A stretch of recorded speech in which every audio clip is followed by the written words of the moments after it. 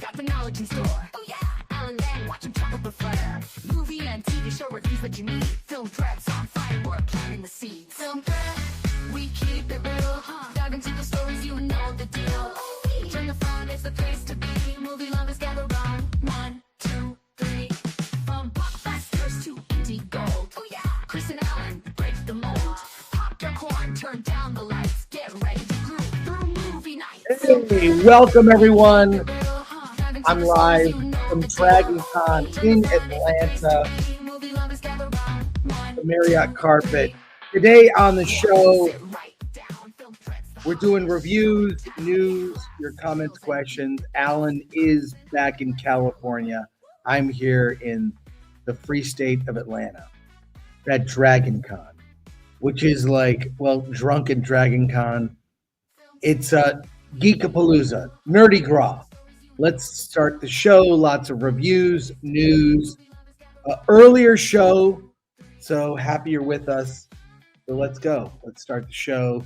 I know Alan is here. He's here somewhere. Where is he?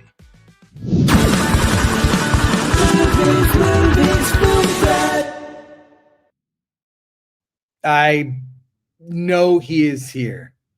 It's oh my God. Alan!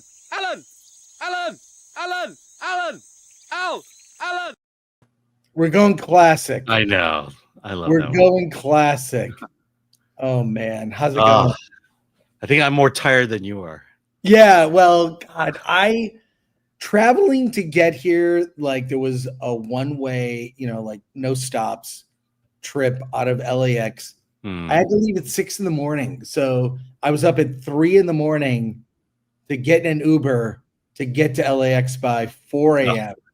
Check in. So I didn't get any sleep last night. No. Well, the night before. And then you had a 5-hour flight going out there. That's easy. The flight's the easy part. Everything else took longer. Even getting, from the airport to the hotel was longer, but luckily they made a mistake and upgraded me. I'm in a junior suite. This is not, by the way, the con brought me in. So this is not a luxury I would, I would not do this for myself necessarily. Believe me. Yeah, but yeah, it's great. So last night did a panel about the future of film. It was very depressing. We talked about AI, among other things, and it was a lot of fun. But let's see who's here, and I've got some special videos to share. Let's see who's here today. Here we go. Well, from Darth Yeager, late and gay, just also super early and super straight. That's right. We're super early. Let's see. From Jason Fatak, the state of Atlanta in the city of Georgia. That's right. A city that runs the entire state. Wait, did I screw something up? Maybe I did. No, it looks all right. Davina Duckworth, is Chris shopping for toys at Dragon Con? No, I don't really generally buy toys anymore. I will buy prop replicas. I bought a Chris knife from Dune. Yes. Both the David Lynch version and Denis Villeneuve. I have a prop replica of Paul Atreides' Chris knife. So I mainly go for more top tier items. I don't buy a lot of stuff anymore. Mm-hmm. I buy books and the occasional prop replica. So there you go. But thank you, Davina. But yeah, it's look, Dragon Con is about. It's about a lot of things. Hey, I can't find the banners here for the Friday Livecast. Where are the banners? I don't see any banners. They're right there. I see them. I'm looking at them right now. Nope. Nope. There's that story, that story. I don't see it. Nope, not on Friday. I see it. I'm in Film Threat Friday Livecast, and I see all the banners. I don't see any of them. All right, well. So you'll have to put up banners. List of all the reviews we're gonna do. I'm gonna leave and come back. Okay. All right, so let's just keep going here. Yeah, for 2, press M to start. Good morning, my dudes. Chris has fun at the con. That's right. Thank you for the $2 super chat. Darth Yeager, Film Threat Friday, live from Dragon Con. That's us. And let's see. All right. Now do you see it? Gary says we don't see them either. Yeah, because Gary's not in this back. Gary's not backstage here. Hey, Gary. Hey, Good Gary. to see you. All right. Let's get to it. Do you see it? Do you have it now? I see it. Go. Okay. Hey, I'm at Dragon Con in Atlanta, Georgia. It's definitely a party con, right? It's like nerdy gras. Like I would say 80-90% of people dress up during it. A lot of drinking. It's one of the cons that has its own lore. It's very anti-corporate. It has its own lore. There's like the Marriott carpet. Years ago, there was a Marriott carpet that had the weirdest pattern.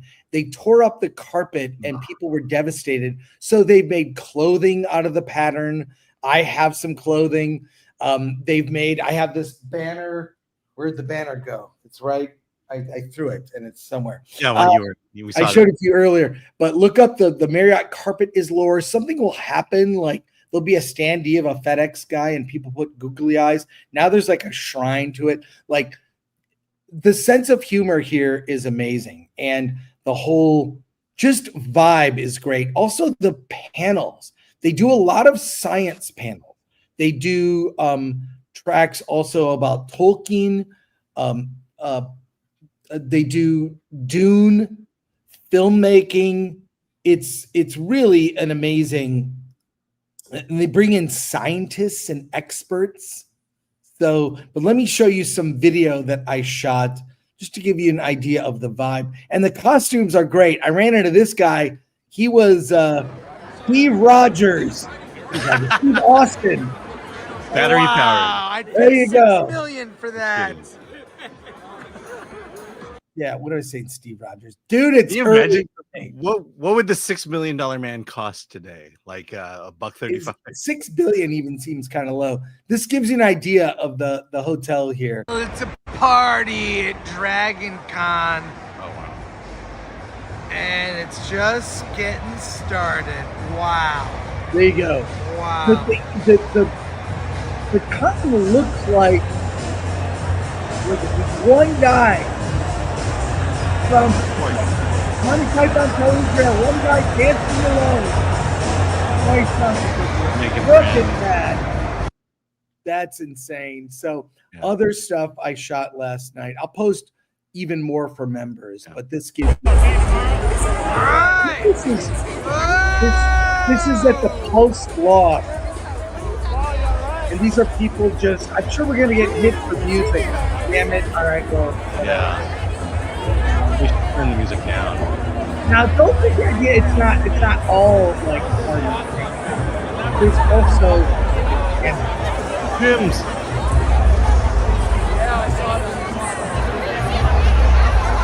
and then there were some guys at the log that had recreated a scene, the French from Monty Python's Holy Grail. Look at this. No! They were insulting Oh people.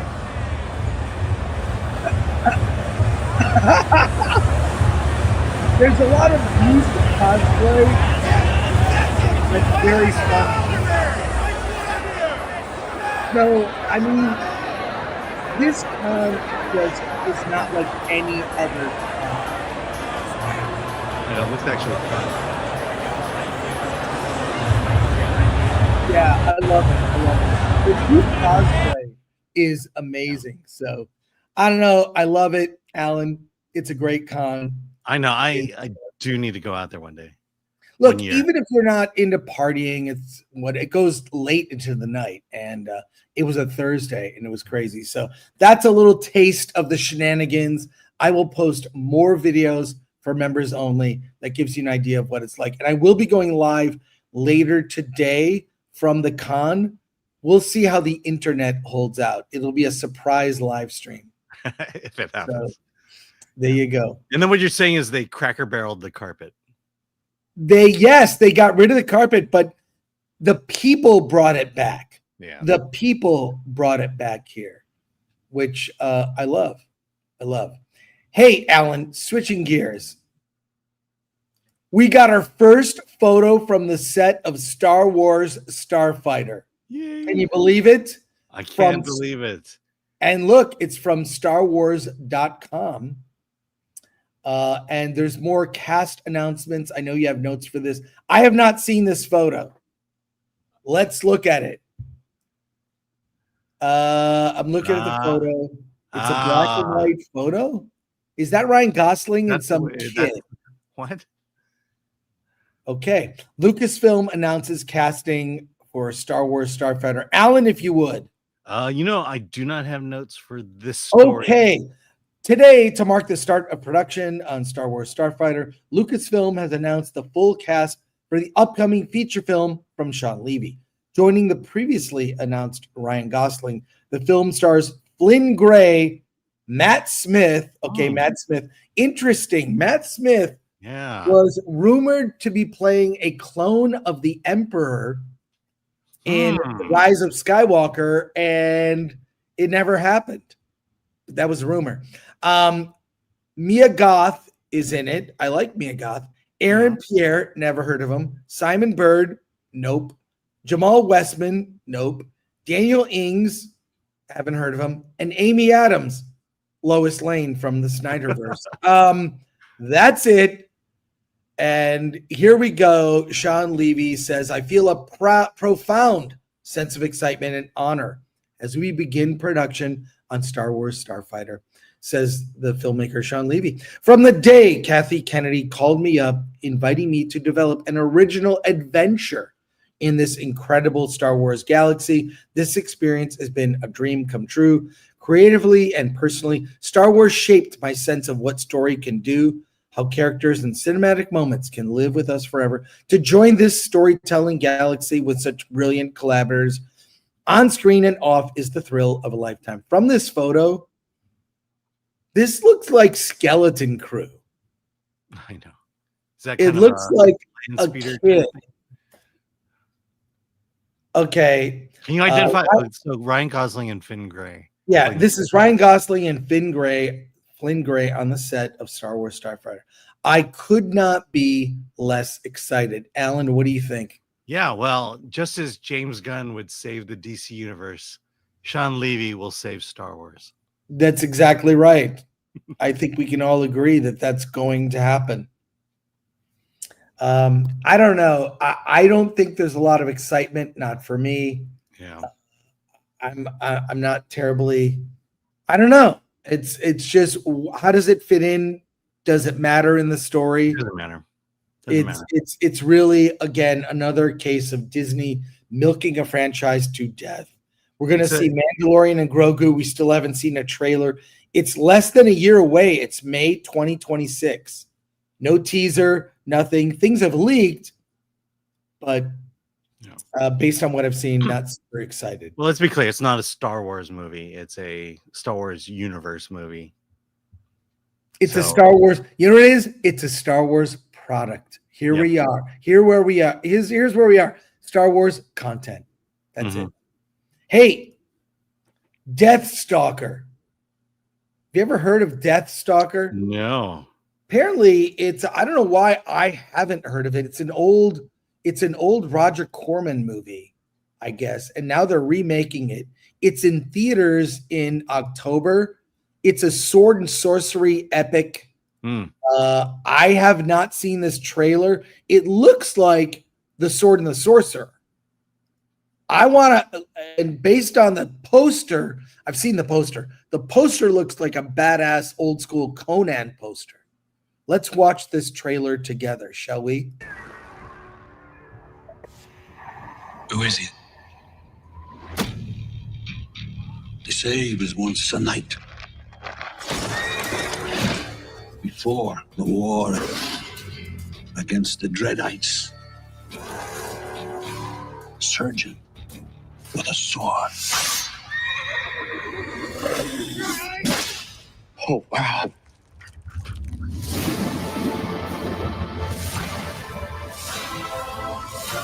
The answers to Slash? only one name.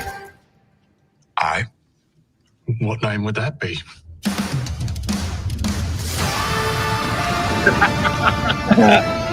Oh my god. Oh, This is cheesy something heavy Timmy. metal. I love cheesy Timmy.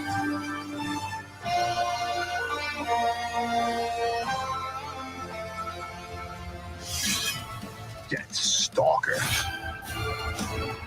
My old friend. Come and get it. Okay, this is super R-rated. Lots of creatures. Oh wow. Head being chopped in half. The mighty Deathstalker! Oh! He's got the sword right out of Sword in the Sorcerer. Nina Bergman. And Patton Oswalt. What the hell? You had me up until that. You had me up until and Patton Oswalt. Oh wow. I would not have predicted any of that. Alan, are you up for it? I am up for it. Do you remember when the 90s was a great period of time? Can we return back to the 90s? Yeah, this No feels cell very phones. This is not of its era. This is not of its era at all. But it was of a great era. It was of a great era, so I'm gonna see it. We'll see. It looks kind of cheap, to be honest. But I'll see. You know what? I'll see any movie that Slash produces. You know what? I'm a big fan of cheap nowadays. I think cheap is making better movies than yes. Yes, people with lower budgets are making better movies than people with $100 million budgets. Yeah. And Alan, you and I both love movies. You and I both love movies. I was just at the movies yesterday. Do you know something? You don't actually own the movie you just bought. Okay. With the exception, I bought a lot of movies. I don't own them. Well, from the Hollywood Reporter has a story here. We have to close the ad. From the Hollywood Reporter, you don't actually own that movie you just bought. A new class action lawsuit targets Amazon.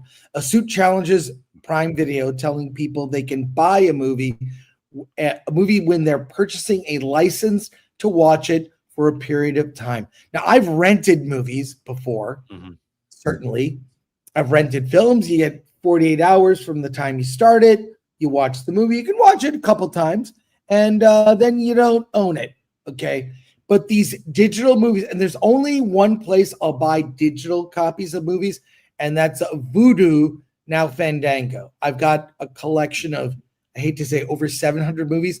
Most of the movies I got are because I bought a Blu-ray that came with a code. That's how they eased us in, right? Was you got the Blu-ray, but then you got a code to watch on digital. So you started your digital collection. And even for a time, I went to Walmart and I brought 2 bags filled with Blu-rays that they then would look up the title, and for a small fee, I think it was $3, I would get the digital copy. I could transfer my Blu-ray collection to digital. That's how I get so many. Yeah, let me tell you my hack.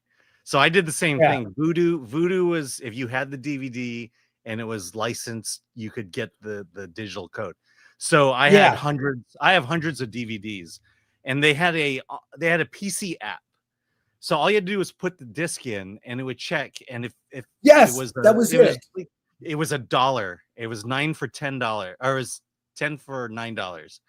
So I went through all my entire DVD collection, got all of those, paid $1 each, and then what I did was I went to the library.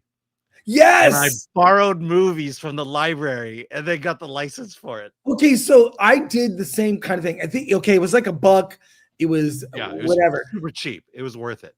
Yeah, but I think you could upgrade if you had standard def version of the movie. You could upgrade for like $3. Anyways, I did this like 10 years ago, more than 10 years ago. Me too. It was probably like 15 years. I did this, and then I had this huge collection, which I still have. I have noticed some movies have dropped off. It's weird, and that hack only worked with all movies except You know what studio it didn't work on? Warner Brothers. Take a guess. Disney. It wouldn't work with Disney movies. Yeah. They would not allow that. Anyways, this story from the reporter, you have notes, Alan? Yes, I do. Let's hear it. Here we go. A new class action lawsuit accuses Amazon of misleading customers about digital movie and television purchases, arguing that users don't truly own what they buy. The suit filed in Washington federal court claims Amazon's buy option is deceptive because it actually provides a revocable license. Plaintiff Lisa Reingold says that she spent $20.79 on Bella and the Bulldogs Volume 4, only to lose access later. The complaint calls Amazon's process a bait and switch, stating that the company advertises purchases as permanent. The warning is buried in the very bottom of the screen in font that is considerably smaller than the other text. The case underscores a broader problem in digital media where content vanishes when rights expires, affecting platforms like Apple and Google. Consumer frustration has fueled stop killing games and renewed interest in physical media, with DVDs offering permanent ownership. Amazon defends its practice, previously arguing that buy simply means it means a right to use the content, not perpetual ownership. However, new California legislation bans labeling a transaction as a purchase unless it grants unrestricted ownership, which could strengthen the lawsuit as the complaint continues. Amazon does not meet the standards set by the statute for a clear, conspicuous notice, setting up a legal battle that may redefine how streaming platforms sell digital content. This is horrendous. This is why people are going back to physical media. Get your 4K Blu-ray, get your PS5 like I have. That's how I watch my 4K Blu-rays. Okay, I also have a Blu-ray player in addition. I've now gone I did a purge way back when and got rid of almost 1,000 DVDs. And now in the last several years, I've been rebuying classics for my collection. And there's a resurgence now. People want physical media. People want vinyl is back. People digital, there's something that's really disposable about it. Streaming movies, digital. I don't mind having I consider my digital collection on Fandango, Vudu, whatever. I still call it Vudu. That's my backup.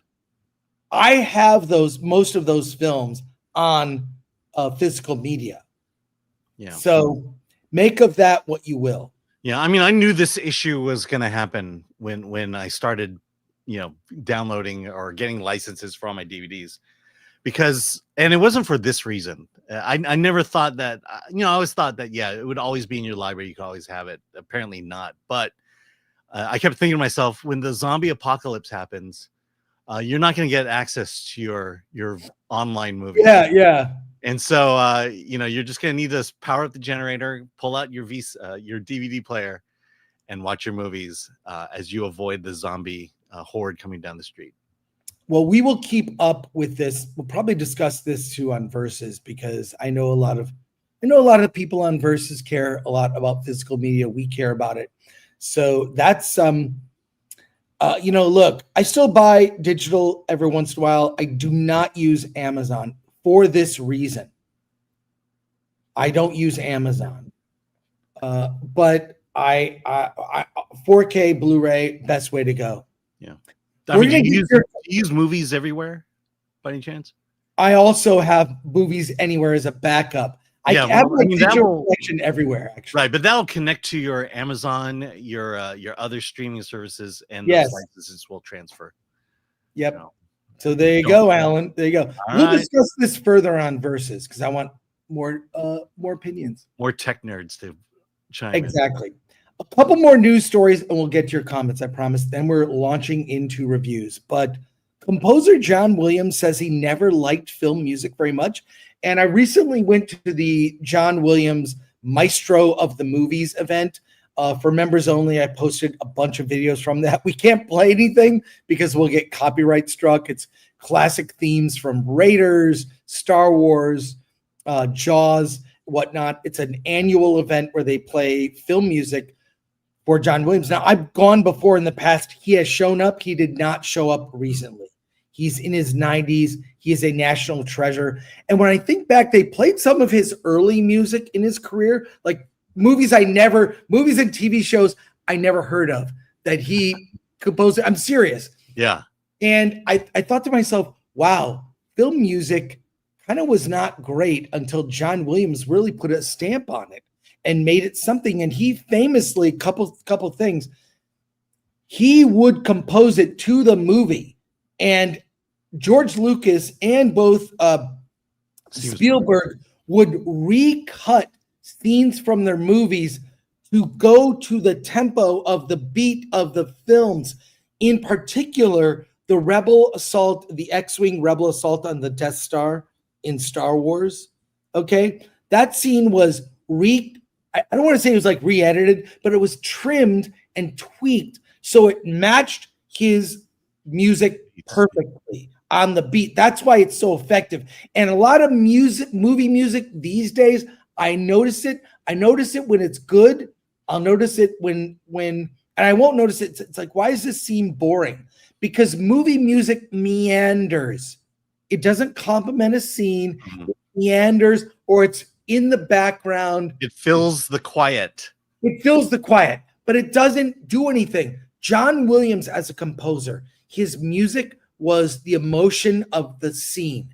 It played the beats of the action, Raiders, Jaws, Star Wars. But he says he never liked film music very much. Yeah. I have the story. Alan, you have the notes. Yeah. This is from The Guardian. Go for it. Okay. So this is from actually the upcoming biography of John Williams, A Composer's Life.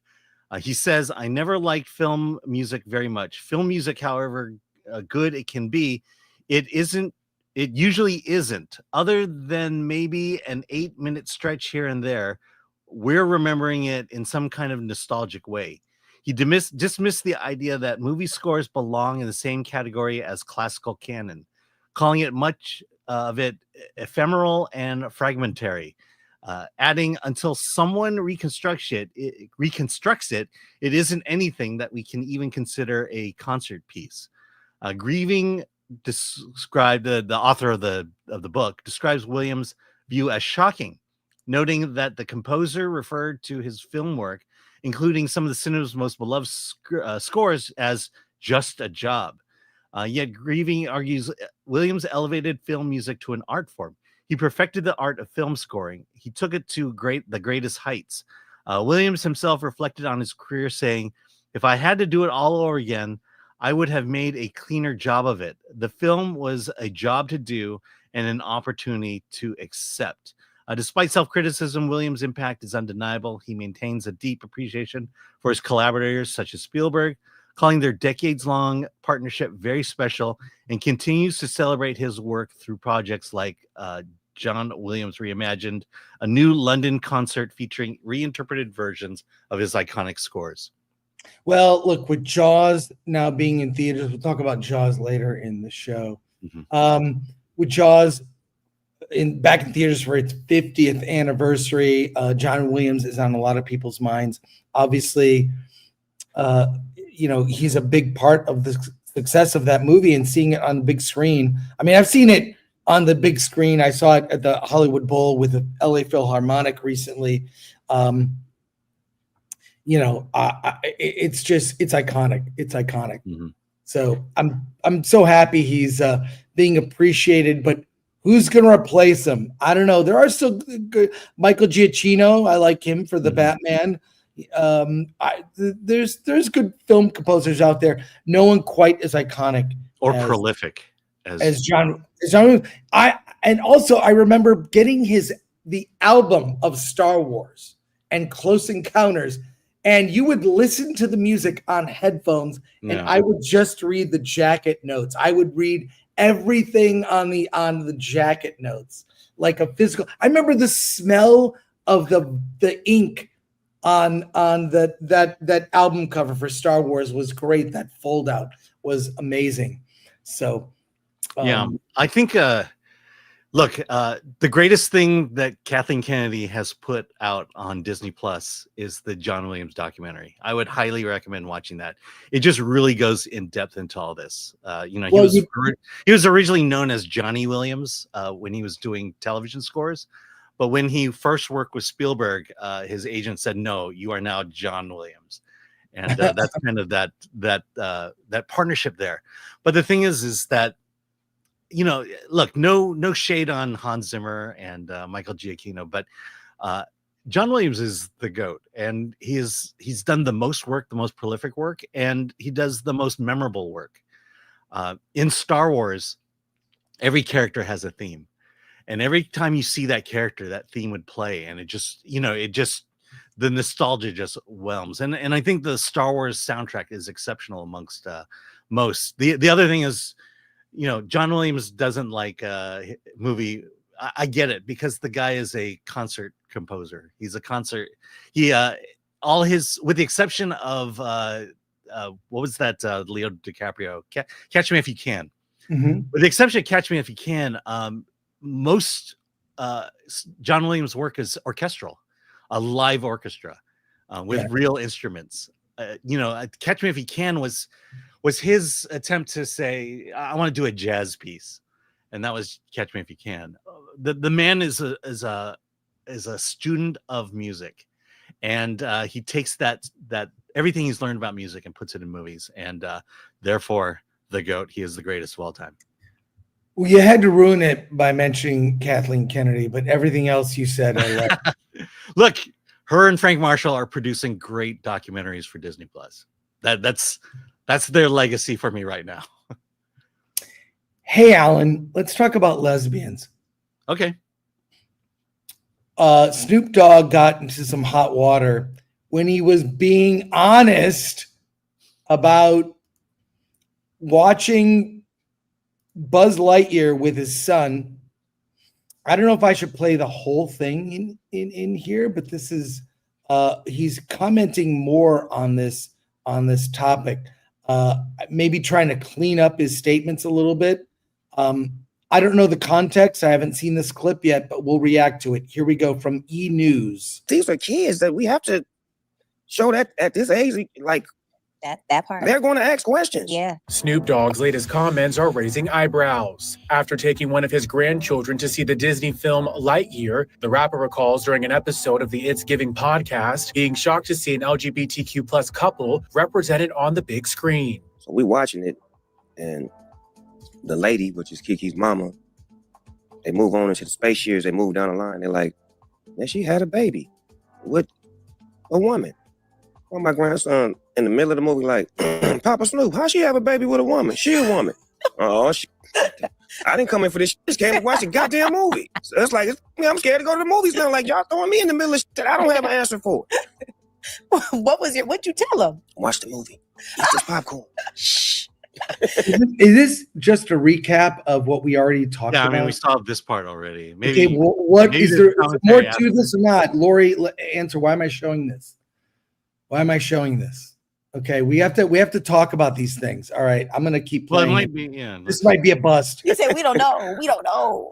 It threw me for a loop. I'm like, what part of the movie was this? These are kids that we have to show that at this age, like that part. They're going to ask questions. Yeah. E! News has reached out to Snoop's reps for further comment, but has not yet heard back. Lightyear's representation of a same-sex couple caused quite a bit of controversy at the time of its release, with countries like Saudi Arabia banning it altogether. At one point, the scene was even cut from the film per Variety, before it was later added back following former CEO Bob Chapek's apology for the company's silence surrounding Florida's Don't Say Gay bill. He wrote in a March 2022 email to employees, "Speaking to you, reading your messages, and meeting with you have helped me better understand how painful our silence was. You needed me to be a stronger ally in the fight for equal rights, and I let you down. I am sorry." Okay, I don't know why we show that. It's all stuff we already know. I think in future, if we're going to do something like this, I need to be prepped before the show why I'm doing something. So we will not be clipping that. And I apologize to our audience for we're not, there we go. Apologize. I don't know why we're going to talk about it again. What's the new angle? What new is in that clip, Alan? Did you notice anything new? Okay, No, but okay, this is why you watch. It's more well constructed. Why you watch the live show? You get to hear me get in a. He gets right to the point. Get annoyed by things, but before the show, when you're bantering about going to Disneyland or things I don't care about, prep me of like, there's a news story called "Ain't Nothing But a Lesbian Thing," and the reason we're showing this video is because of X. And maybe you want to talk about this because some of the news stories I don't know about in advance, but that's going to change today. That will never happen again. Well, I think what also would help is if you showed up 10 minutes early and not 5 minutes late. I showed up and was trying to fix my computer. Yeah, I'm just among saying other things. So let's try to avoid that. Showing up early house. That's all I'm saying. So Lori says, I didn't put this in. Maybe Glenn. Okay, we need to vet these stories. Here's what happens. Lori puts in stories and I put in stories. And I know the stories. I know why I'm putting the stories in. And sometimes Lori beats me. She puts a story in that I was going to put in. But if anyone else, say Glenn, is going to put in a story, I need to know why I'm doing it. What is different than what we already did? Alan, you put in news stories. Yeah, but I know why I put in news stories. You know why you're doing it. So everything goes through Lori now. That's the rule. Everything goes through Lori because she knows what's going on. Okay, don't surprise me on my show. All right. Okay, staff meeting order. We can turn the cameras back on. What?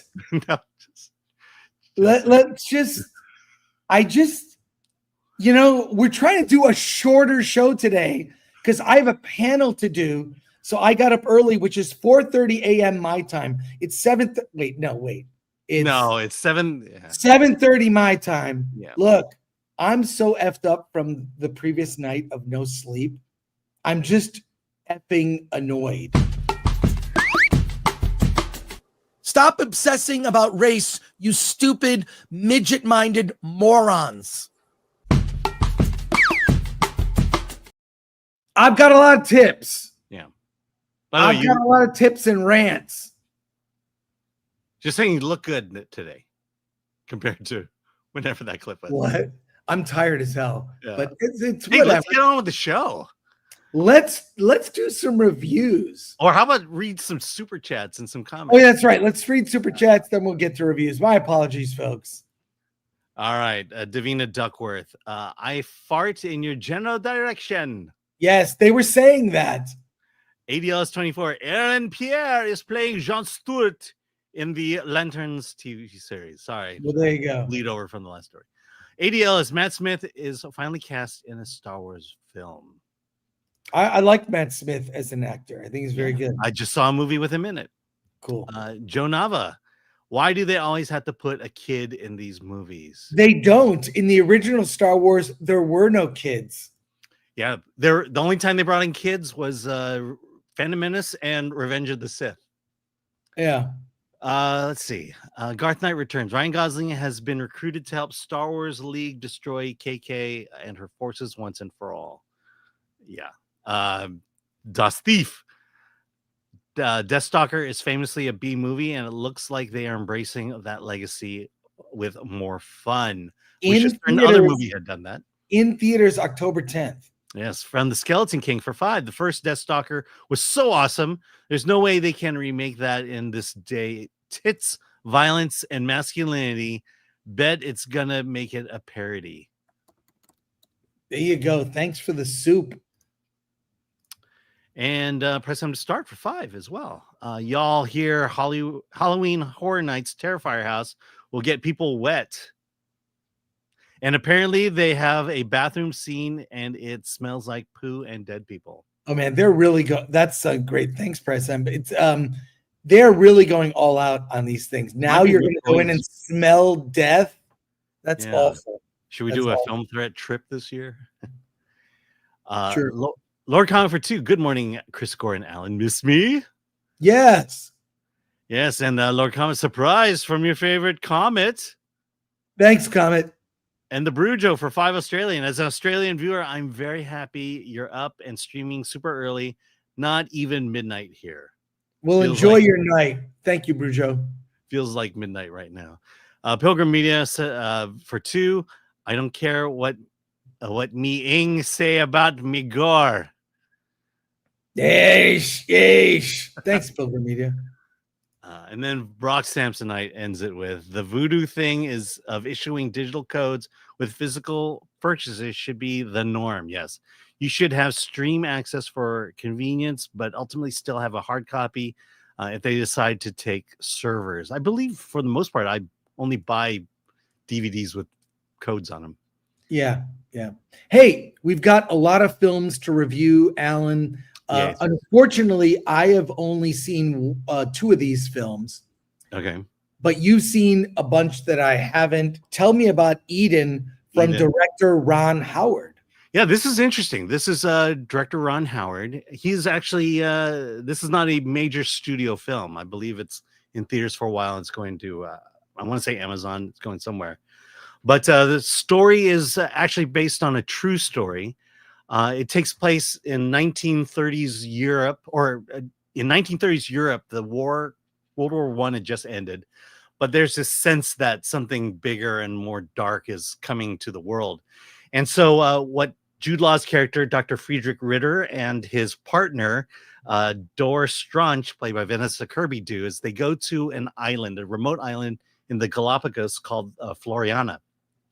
There, Ritter is going to write his master opus that is going to kind of bring unity to the world, kind of give a new way of moving forward in this world to avoid anything monumental that might happen in the next 10 years. So they go to this island, they build a shack. It's a nice, they're living a good life. They're on their own. They've got a garden. They're near a water source. And then he's writing these manuscripts, and then ships would come by. He'd give it to them, and then they would post them in the newspaper.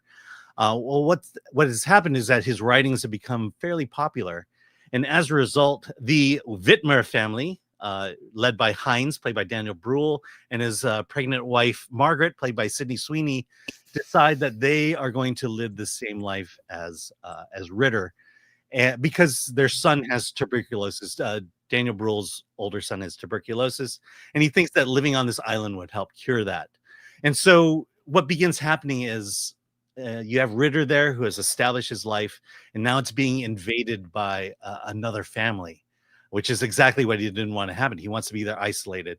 And so he tries to make things bad by sending them off to an area to build their home that has the other water source, but it's a very difficult situation. And weirdly enough, the Vitters make that turn lemon into lemonades and turn that spot into a fairly livable area. And so there's this little conflict going on. And to make matters worse, a third party shows up. The Baroness, who is played by Ana de Armas. She arrives with her 2 male lovers, and she decides that she is going to build a hotel on this island. And what she really does is she saps the resources from Ritter and from the Wittmers, from Ritter and the Wittmers. And this conflict occurs where she is just ruining everything. And it gets insane because when Sydney Sweeney finally gives birth, it is the most insane moment in this entire movie. It's really this story about utopias, the fact that utopias can't truly exist because humans are involved. We take this idea of get off my lawn to the extreme here. You think you found paradise, you think you can find seclusion from people, but the reality is you can't. People will always come, people will always ruin it. And the choice is either to make friends or make enemies. And most of the time we make enemies. And look, the movie's a little bit long, but in the end, I really enjoyed this movie. I like movies that are about humanity, about human conflict. And this is really full of it. Everyone here in this movie has their motives and their motivations for being there, for wanting certain things to happen, for good things to happen, and good things will never happen. And it's how you deal with it. And Look, Sydney Sweeney, she still needs to work on becoming a dramatic actress. But you put Jude Law, Vanessa Kirby, and Daniel Bruhl in the mix, and you have a well-acted movie. Yeah. And and so I do recommend this movie. There are 3 boobs in it, and 1 penis. That's your rating for a film? 3 boobs and a penis. Yeah. Oh my God. I'll let you guess whose penis you see. Bruhl. Maybe. See, I was right. Well, look, everything I like Ron Howard. Apollo 13 is being re-released to theaters, actually. Yeah. And that would be a great one to see in the theater. But I'll just say, based on your description, even with Sydney Sweeney, this is a streaming movie to me. So haven't seen it. Obviously, I haven't seen it just based on what you tell me. And I do trust you, Alan. I'll see this, but when it comes to a streaming service, like it takes place on this beautiful island, and you're gonna watch it on your TV. Yes, I am. All right. I just say I it's not as bad as you think it is. Okay, that's not a resounding endorsement, Alan, but I liked it. I'll take it. I will see it again on streaming. All right. Okay. Let's see. Any comments? Let's go. Any comments? Yes, from Tyler W. This was the secret movie a week or 2 ago. I thought it was interesting. Very Lord of the Flies. Yeah. Lord of the Flies if it were set with grown-ass people. ADL 24. Ron Howard's film seems to be getting buried at release recently. This is not a studio film. That's the other thing. It's an kind indie of movie. Yeah. Tim O'Rourke. Now we can get Ana de Armas and Sydney Sweeney to remake Brokeback Mountain. I would be all for that. Well, how is Sydney Sweeney? Like, I don't know. Yeah, it just seems. What is she doing in this film? Oh, she's pregnant, and again, the birth is the most insane birth you'll ever see. Okay. All right, Brock Samsonite. This movie was interesting, but there were a few moments when watching it I could tell Ron Howard did his creative license thing because he thought it was more interesting than the real story. Yeah, you're probably right. It is a true story. The Whitmers run a hotel on the island today. Helios ending for 5 Canadian. I'm so disinterested in superhero films. I'm not even gonna pirate Superman or FF. They're pretty much out on digital. Yeah, they are. Yeah. I mean, they are. Oh, well, FF isn't out yet, but it will be soon. It'll be 90 days since Alan, this is the Alan show today because you saw most of the movies and I didn't. But that happens, happens with me. Sometimes I see more movies than you. It happens. But you saw a film called Caught Stealing. The trailer for this looks like a lot of fun. Yes. Let's start that over. Okay. Alan, you see a lot of films that I don't see. This is one of those weeks. You saw a film called Caught Stealing with Austin Butler, Matt Smith. I quite like the trailer for this.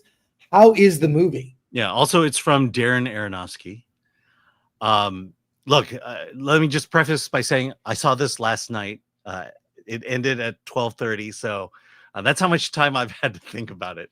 Okay, that's all good. But the story is basically Austin Butler plays Hank Thompson, a down on his luck bartender who once had a promising baseball career with the San Francisco Giants, only to lose it all by getting into a car accident with his buddy.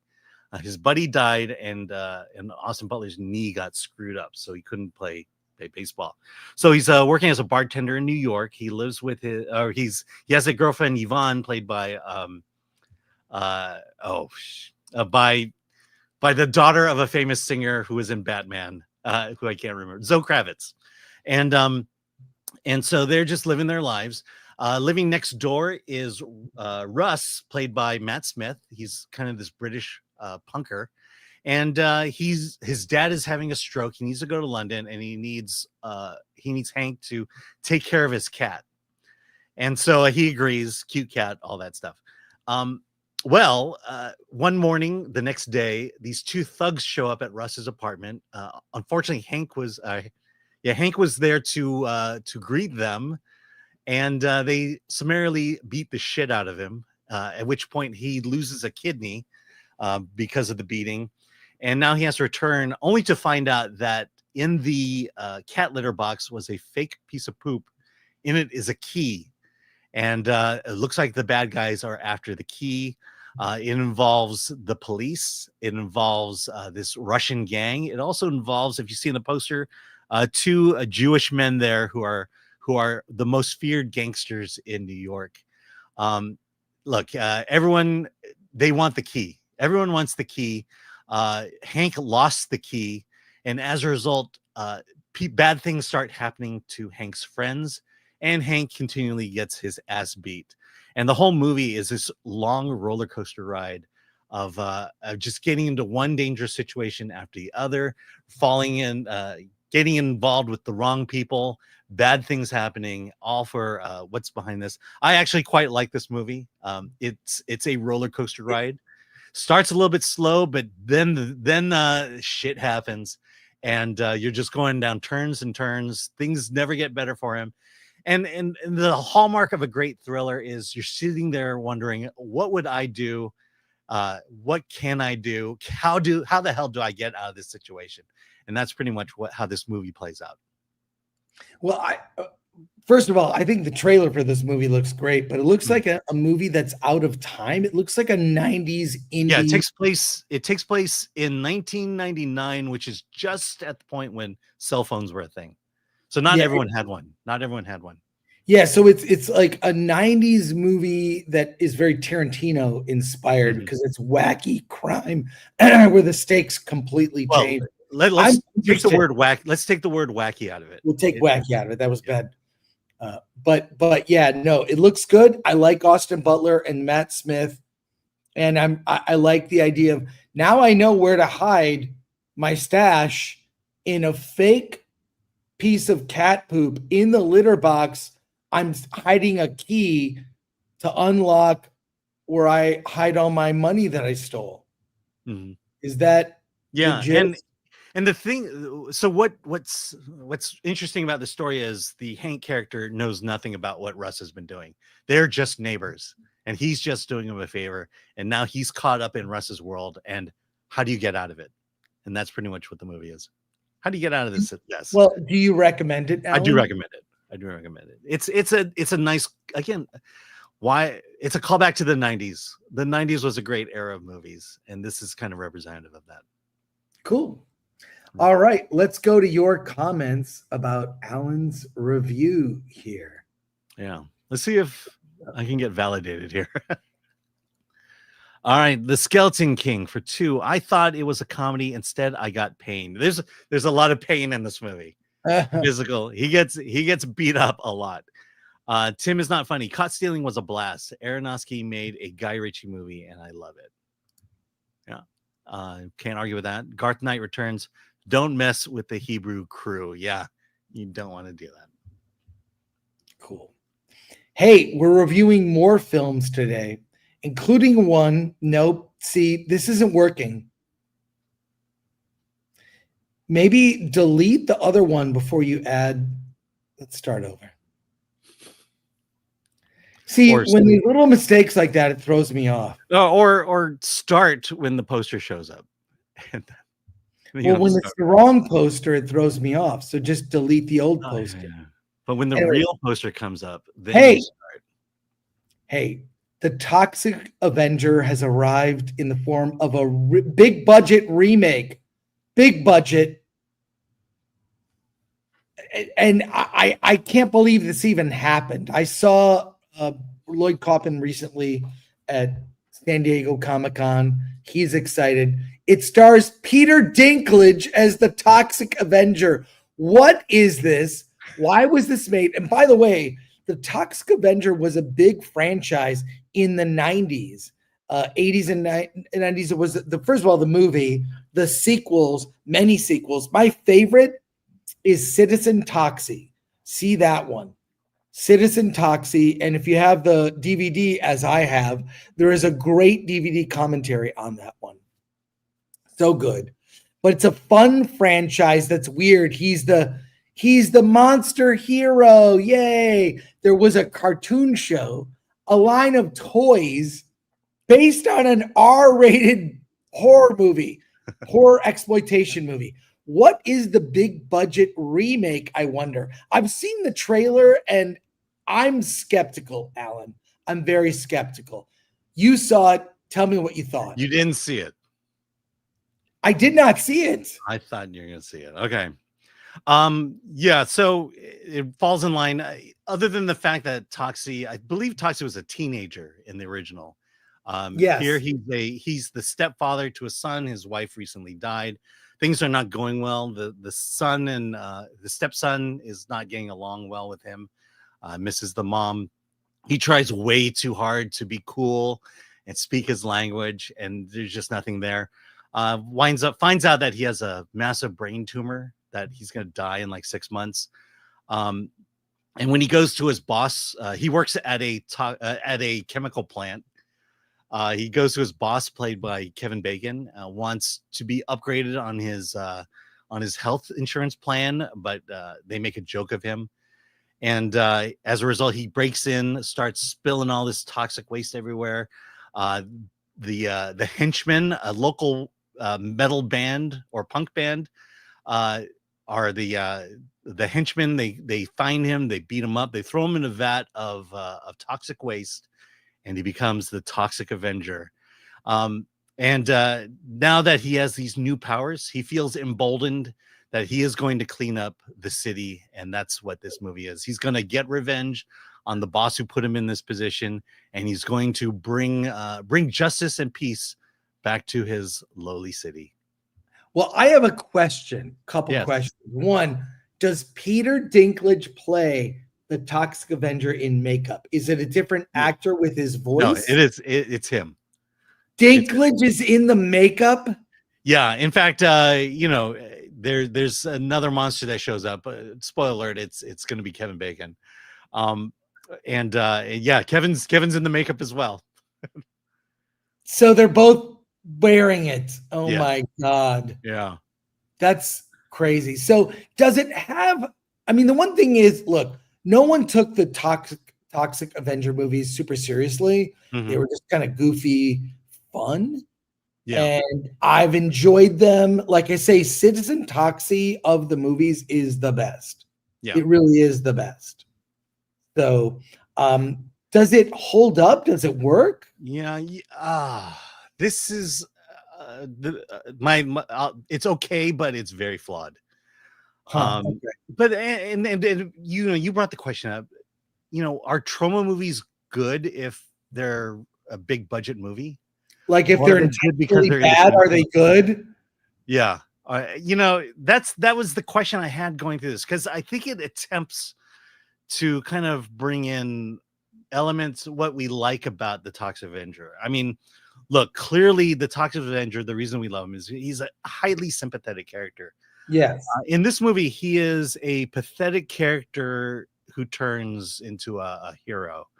And it takes a very grounded approach to it, which I think is its biggest problem, because the more you want to make it grounded, the more it becomes campy. And I think that in this movie, it really struggled to bring the humor into the movie. The timing was really bad. There's a moment in the beginning of the movie where this journalist is getting murdered by the band. And it's the old I'm not dead yet joke. So they do something to him. I'm not dead yet. Do something else. I'm not dead yet. But the timing of that joke was off. It just wasn't funny. It wasn't hitting the beats. And I kind of felt that that's where the movie suffered a lot, was when it was trying to be funny. I don't think the director had the ability to make it a comedy. The other thing is it moves lightning fast. The edits from scene to scene are very fast, are very quick. And then the thing that for our audience here, for the majority of our audience, the big battle that Toxie does, the one where he saves the day, it takes place in a diner called Miss Burger, when it used to be called Mr. Burger. And the people inside are upset that they gender swapped the burger character, and so they're going on a hostage situation. Is that a joke? Is that a joke? Is it played for laughs? It is, but it's like, clearly, they're going after us. We hate gender swapping everything, so we're gonna go out and we're gonna take over a fast food gender swap a restaurant. Yeah. Okay. Yeah. So that's, so you can kind of see where politically this becomes. And look, we've talked to Lloyd. I think it's no secret that, he's a Democrat. And so I don't think he's very progressive, but I think he's sober-minded about it. He's not super. No, absolutely. Yeah, I've talked to him. Like, we might not agree on all things, but I don't know. I love Lloyd Kaufman. I think he's. No, I mean, I think he's a classic Democrat. Yeah, he's old school. Old school. And so he has no problem making fun of conservatives, which, quite frankly, we do the same thing. But this one is just like, okay, I get it. I know what you're trying to do. The upside is the acting is quite good. Peter Dinklage does a good job as Toxie. Kevin Bacon and Elijah Wood, they're playing very campy characters, but they're good at it. The other thing is, I think they got the horror aspect of it right, and in that, because they got the lighting right. It should be dark lighting, while the original Toxic Avenger, almost all of it takes place in broad daylight, and you kind of lose the horror and scare element when there's too much light in the scene. But in the end, I just don't think Troma movies need to be big budget movies. I think they need to stay in his lane and say, look, we're the kings of indie film, and let's just keep making indie films at indie budgets, because I think the movies are much better that way when you have problems to solve making this movie. So do you recommend it? Barely. I think it's one of those where would you watch this one or the original? And I'd watch the original over this one. But it's an interesting, you watch it because you're curious about how a big budget Troma film would look like. And I think that's the reason to watch this. It's not horrible, but it's very flawed. There's a lot of problems with it, but it's got the heart of the Toxie story in there. So there you go. Very mild recommendation. All right, let's go to comments. All right. Lord Comment for 2. This movie was rightly named. It sure is toxic. Yeah, thanks. It is actually a female actress named Lisa Guerrero playing. Oh, okay. So I guess he wasn't in the suit, but there's certainly a small person in the suit. See, what I do when I review a film, I put up the cast. I do the notes, right? Mm-hmm. So I'll go to IMDb and I'll put up the IMDb page for that film when I review a movie. So what I would do? I would have that kind of time if we didn't start an hour and a half early. Yeah, you know what? I would do that. Winners never have excuses. And IMDb doesn't necessarily tell you who's in the bodysuit. Yeah. All right. Well, so one of our longtime viewers, frequent viewer, just did a well, actually, Alan, and fact checked you. So there you go. Okay. Good job. I have been schooled. All right. Let's keep far away. Things are not going well. Seems like a motif lately. I mean, it's been that way in films from the very beginning. Let's see. Lisa Roberts. Dinklage is a toxic midget taking bread out of other small people's mouths. Tim is not funny. Toxic Avenger was fun. Had some clever laughs. Didn't love it though. Great cast. Yeah, didn't love it. I like his on the same page. I like his review. His review was very good. Mm-hmm. Hey, let's talk about The Roses, Alan, a film that both you and I saw.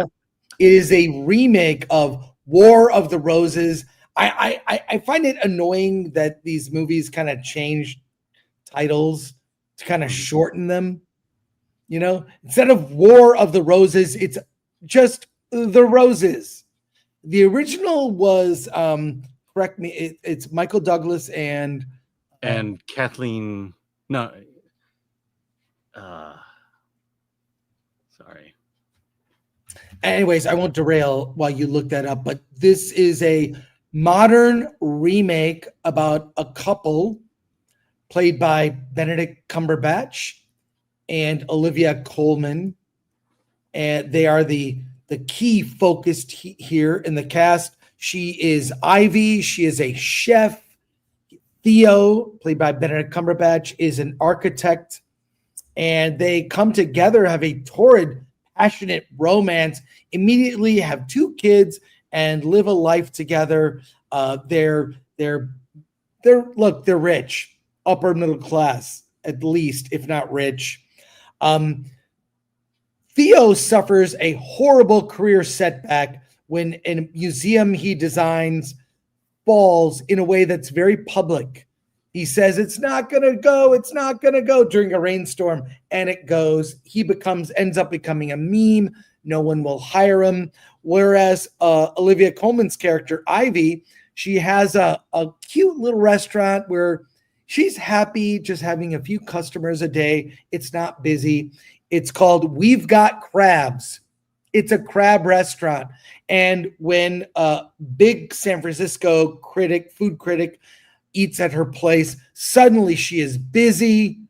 The little restaurant blows up to where she's on TV shows. She becomes famous. She's in magazines, on magazine covers. She's franchising. She has huge success, making a lot of money, while her husband, Theo, has career failure, but he's using it as an opportunity to get more involved and raise their kids. Well, tensions get even worse, and they're going to file for divorce. And their kids are even excited about it. There's a fun thread with his kids where Theo becomes very almost militant with his kids when it comes to like exercise. The work is never done. You know, they're always like running and challenging themselves, and they're eating well. They don't like their mother's desserts anymore. And the thing that works about this movie, the thing that really elevates this comedy, is Benedict Cumberbatch and Olivia Colman's chemistry. Off the charts. And the reason I would say it's better than the original is because this is weird to say, they're British. And they're so mean to each other in the film, but when you deliver terms like cunt in a British accent, it comes off as almost sweet. Endearing. Yeah, endearing. It's directed by Jay Roach, and he's done a lot of different comedies. Jay Roach has done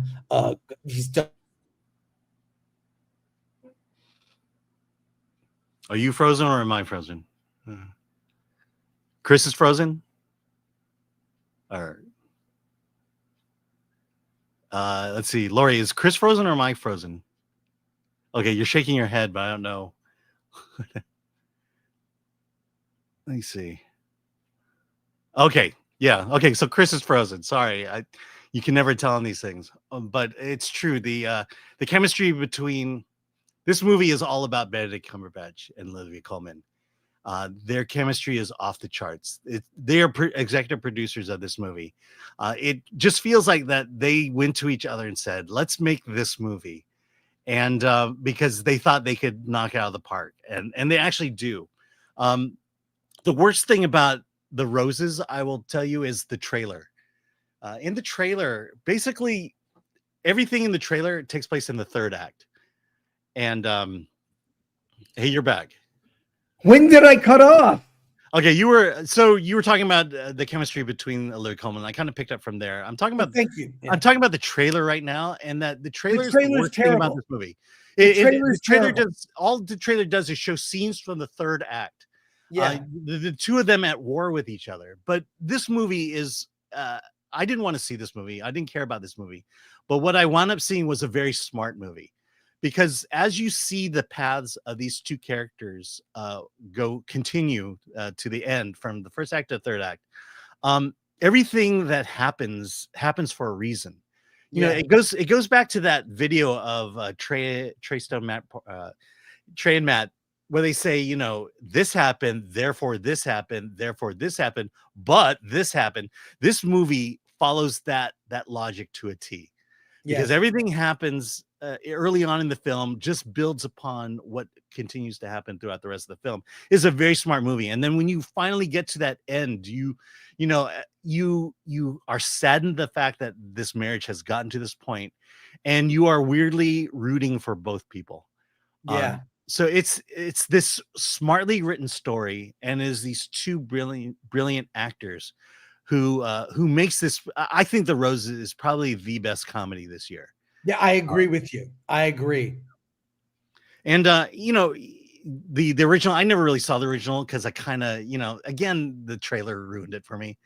But having forced myself to watch this is a fantastic movie and highly recommended. Yeah, highly recommended as well. A great comedy, a smart comedy. And also, I would think that, like, as a date movie, people might be afraid, like, I don't want to go see a date movie where the couple is getting a divorce and breaking up. It really does have a sweetness about it that is affirming of love. And we're not going to give away the ending, obviously. It ends This is in the trailer. Perfect. It ends perfect. And aside, one last thing, and we'll go to comments, is the other characters are great. Yeah. Allison Janney as a lawyer. You've got Kate McKinnon as she plays straight in this movie. She plays straight, but like she's Are you frozen again? Come on, Chris. And she's with Kate McKinnon is great. Andy Samberg. You know, you've seen the clip where Andy Samberg and Allison Janney are the two opposing lawyers. Fantastic scene. The trailer does that scene no justice.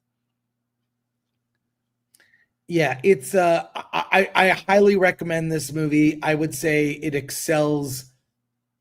It's even better than the original in certain ways, and it really is. It's shocking what you can get away with saying with a British accent. Yeah, you know what I mean. The most vile, horrible things you can say, but with a British accent, you're like, oh, that's kind of sweet and endearing. And of course, the trailer gives away the best jokes during those times. And well, but there's even more. Like, there's more to it. But I'm like, these damn trailers. Yeah, but they really nailed it. I love it. You know, I'll probably go see it again. Yeah, I really enjoyed it. And by the way, take your spouse to see this movie. Yes, because you'll realize that all the fighting you do means nothing. It's nowhere near as bad as this. So yes, strong recommend for me, and I guess from you too, Alan. Yeah, absolutely. Great. Let's go to your comments. Wow, look at this. $100. Mikhail Gorbachev. Mikhail Gorbachev, the great former ruler of Russia, for 100. Sorry. I remember seeing the original War of the Roses. Seems like the remake misses the point, which is a story of boredom in marriage leading to treating each other awfully. But I'm here for all the staff meetings that take place. I can't stop laughing, and you guys rock. Yeah, the impromptu staff meetings where I'm like trying to say, like, why is this news story here? Look, I always say vet the news stories through Lori. She needs to vet. Lori, if you could tell Glenn, it has to go through you, and you have to ask yourself, why this story? Is it a follow-up? There was nothing new in that video. It goes through Lori unless I post it there or Alan. So there you go. Some news stories happen. If we're going to start an hour and a half early, sometimes the prep has to be sped up, and sometimes the quality is just. It is what it is, Alan. But thank you, Mikhail Gorbachev. Thank you for watching the show. I thought you were dead. Yeah, and thanks for being a great friend to Ronald Reagan. Snack, play, love. Smart movies are rare. We'll see this one for sure. Yeah. Yes. Brock Samsonite. It's basically a bunch of rich liberals eating each other over their values. Yeah, that's fun. It is fun. Yeah, it is that. It's not super political, but there are. But there are consequences to following these liberal values, and that's what comes out in this. Yes. The Brujo for $10 Australian. Lisa Guerrero is also Peter's stunt double. Peter said she did 75% of the film, praising her acting skill in rehearsal, pointing to the confusion people will have. It was all him. Yes, she did a great job, thinking that it was Peter Dinklage. Yes. Okay. One last film to talk about today, and that is this Jaws 50th. It's in IMAX in re-release now. And what can be said about that film, this film that has not already been said, but I'll say a few things personally because I've watched it a few times recently. I saw it at the Hollywood Bowl with the LA Philharmonic doing a live score. I saw it there. I was on a panel at San Diego Comic-Con. Really, I love that Jaws is in the zeitgeist. There are Jaws popcorn buckets. There's a new appreciation for this film. I'll refer you, first of all, go see it in a theater. This movie holds up. It is one of the scariest films ever made. It's a monster movie. It's also a great story about blue-collar heroes and friendship. And I learned a lot. I'll also recommend, there's a documentary on Hulu. It is a brand new documentary about the making of Jaws. A couple things that I learned from watching this really great 2-hour documentary. One, there were only like 5 or 6 professional actors in the movie. Mm-hmm. Roy Scheider, obviously, Richard Dreyfuss, Robert Shaw, the actress who plays Chief Brody's wife, and I think the mayor as well, wasn't and the mayor. That's about it. Everyone else were locals from Martha's Vineyard who played all the characters. The one guy they're on the dock, the guy says, "What?"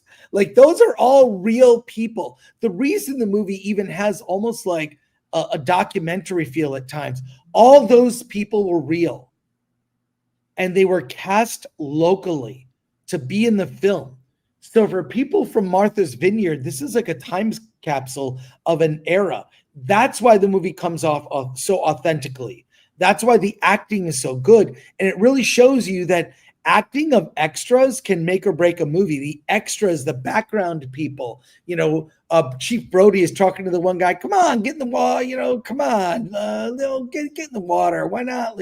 He's trying to Roy Scheider is so good. And sadly, with all the merch that's out there, there are no Chief Brody action figures. His family will not allow Roy Scheider's likeness to be used in any of the merch that's out there. So make of that what you will. But also in this documentary, we learned, of course, a lot more about the shark not working, how that wasn't an advantage, the score. But Steven Spielberg was traumatized after making this film.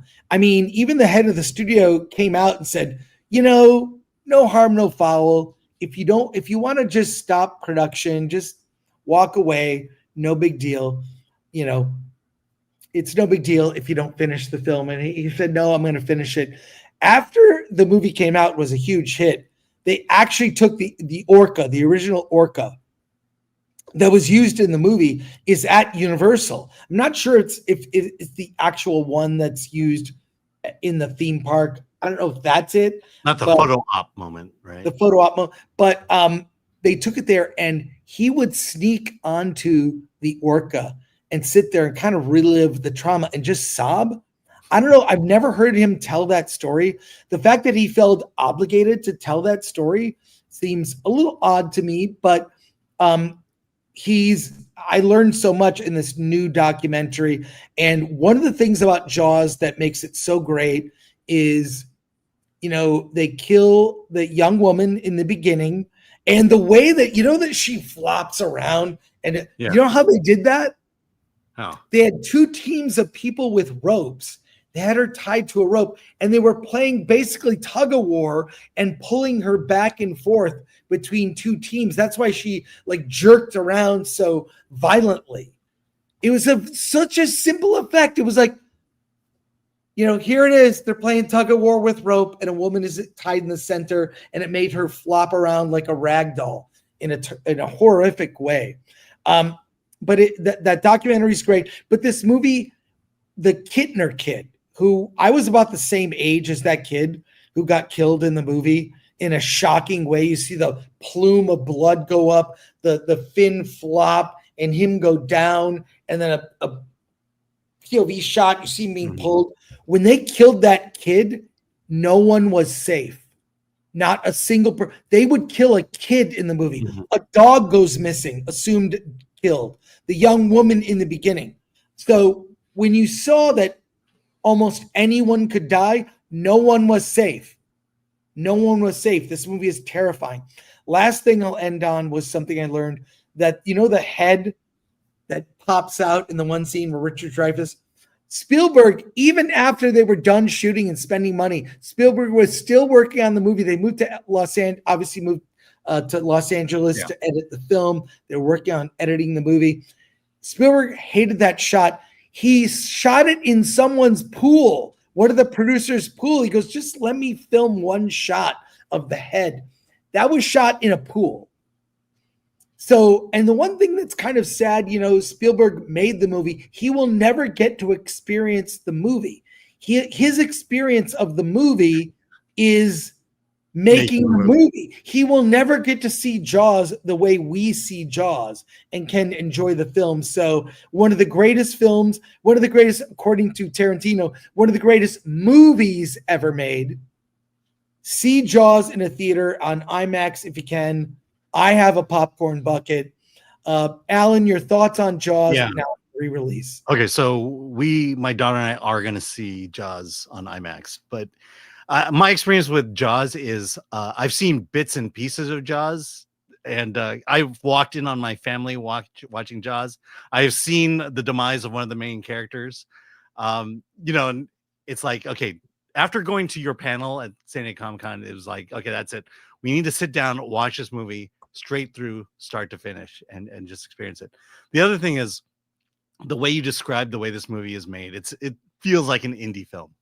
Yes, it does feel like an indie film. Let me name drop for a moment. But when I interviewed Steven Spielberg, I talked to him about his indie film experience, and he talked about, back then indie films were basically produced by the big studios. He says that The Last Duel was his indie film, and that taking the sensibilities from The Last Duel, from Duel. Taking the experience he got from Duel, he was able to. I mean, basically, that's his work there in Jaws, just really trying to problem solve, figure things out, and get the film finally made.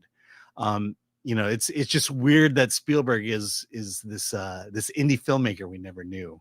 Because we just assume that he's always worked for the studio, which quite frankly he has. Right. But I'm excited to see it this weekend. This is something that my kid and I have been looking forward to for a very long time. Yeah. Well, obviously, highly recommended. This is a re-review, and go see it in the theater. So there you go, Alan. All right, let's go to your comments as we wrap up the show. All right, from Shane the Liver. Jaws is about a group of people from different backgrounds coming together for a single cause.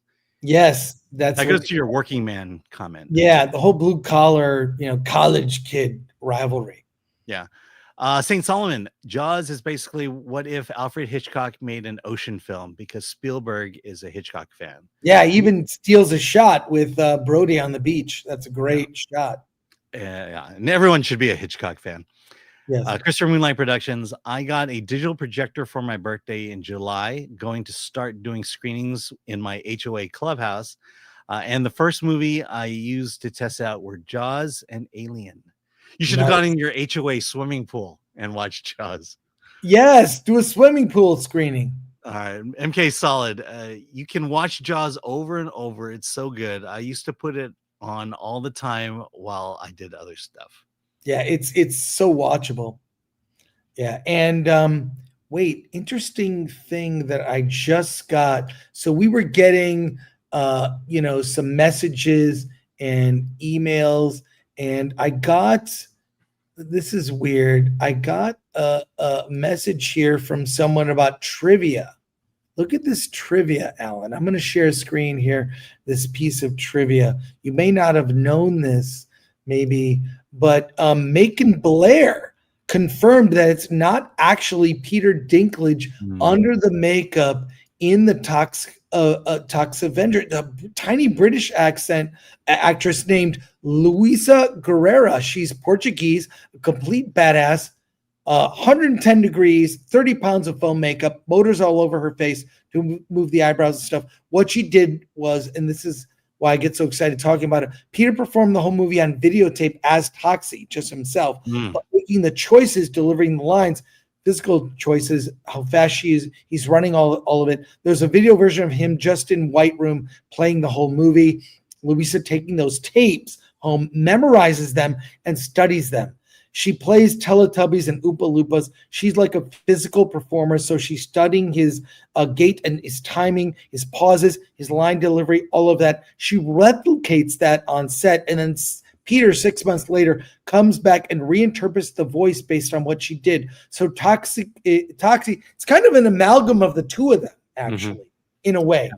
Toxie is actually playing Luisa, playing Peter, with Peter's voice playing Luisa. Yeah. Interesting fact. That's interesting. And no, it's kind of an amalgam in a way. Yeah, I like that he uses an immigrant to do 75% of his work. Exactly. So that's it for us. I am at Dragon Con. So if you're there, I have to run to a panel in less than an hour about David Lynch. We did the show early, so I want to thank you, Alan, and thank you, Lori, for showing up early to do an early show. Appreciate it. And if you see Chris on the floor or after a panel, ask him, what are we doing next? What are we doing next? Versus on Monday with a solo Alan show. I think it's been Badger will be joining me. Okay, so Badger and Alan going over news stories. It'll be a shorter show. It's a holiday, so probably an hour. But hey, hang out, Alan. I'll be watching from the plane. It's like right around. I'm sorry, man. But I'll make it up to you over the holiday when I do all the shows and you take time off. Yeah, to be with my family. Yeah. Yeah, exactly. Yep. Exactly. So that's it for us. I want to thank our mod, Lord Thoth. MK Solid. Want to thank Atomic Lori rolling with the punches today. Rolling with the punches, kicking butt. We had the one news story, which was kind of a snafu, but we'll fix that. But yeah, great. And so I'll be at Dragon Con all weekend. Alan, what are you doing? Yes, I'll be at the National Comic Theater tomorrow for the 7:30 show. May or may not do a live stream to test out the satellite equipment for like a half an hour. Just we're gonna drive by the nuclear boobies. Well, there you go. The nuclear boobies. Love that. So that's it for us today. I'm in Atlanta, Georgia. Hopefully I'll run into some of you. And Alan, do you have anything to say? Yeah, let's get out of here.